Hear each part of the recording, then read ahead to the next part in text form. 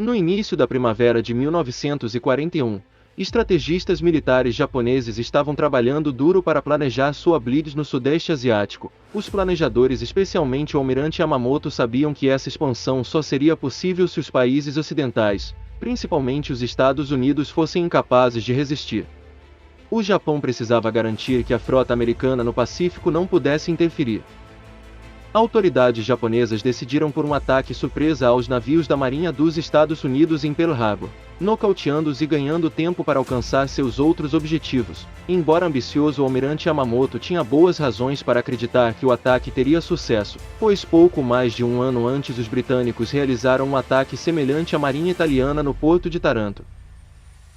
A operação da Marinha Britânica foi o primeiro ataque naval navio a navio totalmente aéreo da história e prejudicou a Marinha Italiana e provou que ataques de torpedos a navios no porto eram possíveis. A situação no Mediterrâneo era bastante tensa para os britânicos no outono de 1940. A campanha do norte da África contra os nazistas também estava em andamento. Mas a rendição da França à Alemanha em junho significava que a Grã-Bretanha não tinha mais o apoio da Marinha Francesa. A Itália também invadiu a Grécia em outubro daquele ano, pressionando ainda mais os britânicos, e os alemães se aliaram à Itália na invasão da Grécia no início de 1941, eventualmente forçando uma retirada britânica. A pequena força mediterrânea da Marinha Real enfrentou a Regia Marina da Itália, que até então era a quarta maior marinha do mundo.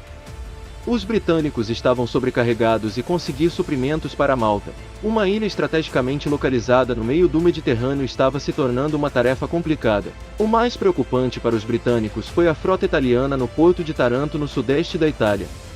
Lá estavam todos os 6 navios de guerra da Itália, bem como 16 cruzadores e 13 destroyers. Apesar da superioridade numérica, a Regia Marina recusou-se a enfrentar os britânicos em um confronto decisivo e em larga escala. Isso forçou a Marinha Real a operar sempre como uma única unidade, temendo que, se suas forças se dividissem, elas pudessem ser eliminadas. Os britânicos decidiram que tinham que levar a luta diretamente aos italianos. Foi planejada uma operação inédita, e os britânicos selecionaram Taranto como alvo potencial antes mesmo de a guerra começar, decidindo que um ataque aéreo noturno seria o ataque mais eficaz. O plano exigia que os porta-aviões HMS Illustrious e HMS Eagle e suas escoltas navegassem com um comboio para Malta para enganar os italianos.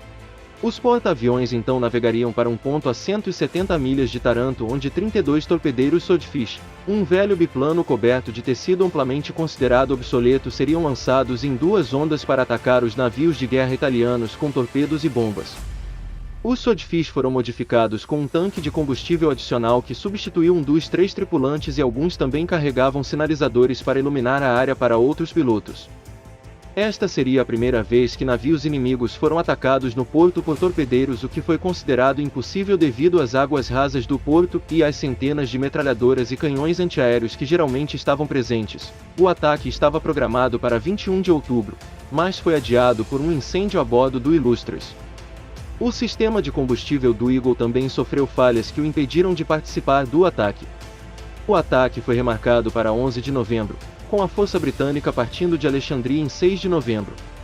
Com o Eagle fora, a força de ataque foi reduzida para 21 Swordfish. A primeira leva de 12 aeronaves chegou pouco antes das 23 horas. Por sorte, os italianos retiraram algumas de suas redes de torpedo por causa de um exercício de artilharia programado. As redes restantes não atingiram o fundo do porto, o que significa que torpedos britânicos poderiam passar por baixo delas. Metade dos Swordfish carregava torpedos e a outra metade bombas. Depois que os sinalizadores foram lançados, o porto entrou em erupção em fogo antiaéreo. Os aviões voavam em uma altura próxima da onda, forçando os italianos a arriscar atirar em seus próprios navios. A primeira onda atingiu 2 navios de guerra com torpedos. Vários cruzadores e destroyers também foram atingidos por bombas, e uma instalação de armazenamento de petróleo próxima e uma base de hidroaviões também foram atacadas. Um Swordfish foi abatido e sua tripulação capturada. A segunda onda de 9 aeronaves chegou quase uma hora depois. Eles atacaram um terceiro encouraçado e atingiram um dos anteriormente danificados. O ataque paralisou a marinha italiana, e 3 navios de guerra, o Littorio, Caio Duilio e Conte di Cavour, estavam descansando no chão do porto.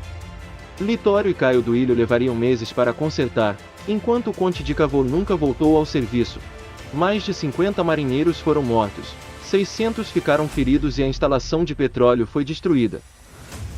Em apenas 2 horas, um punhado de torpedeiros britânicos obsoletos desativou metade dos navios de guerra da Itália. O restante foi forçado a operar a partir de portos mais ao norte, tornando-os menos ameaçadores para a Marinha Real, que agora dominava o Mediterrâneo. O primeiro-ministro britânico disse ao parlamento em um discurso que o ataque carrega consigo reações sobre a situação naval em todos os cantos do globo. Poucos dias após o ataque, o tenente Takeshi Naito, adido aéreo assistente da Embaixada do Japão em Berlim, chegou a Taranto para investigar. Uma delegação militar japonesa maior seguiu na primavera e fez um extenso relatório, pouco mais de um mês antes do ataque do Japão a Pearl Harbor. Naito se encontrou com o comandante Mitsuo Fuchida, que lideraria o ataque aéreo à base americana, e discutiram longamente sobre Taranto. Após a guerra, Naito lembrou que o problema mais difícil em Pearl Harbor foi o lançamento de torpedos em águas rasas. A Marinha Britânica atacou a frota italiana em Taranto, e deve muito por esta lição de lançamento em águas rasas. A Marinha dos Estados Unidos também tinha um especialista em Taranto. Tenente-comandante John Opie, adido naval assistente da Embaixada dos Estados Unidos em Londres, estava a bordo do Illustrious como observador durante o ataque. Ele escreveu um relatório, e até pediu para visitar Pearl Harbor para discutir o que havia aprendido. Mas seus pedidos foram ignorados e, em dezembro de 1941, o Japão conduziria seu próprio Taranto, afundando ou danificando 19 navios da Marinha dos Estados Unidos e matando mais de 2.000 americanos em Pearl Harbor.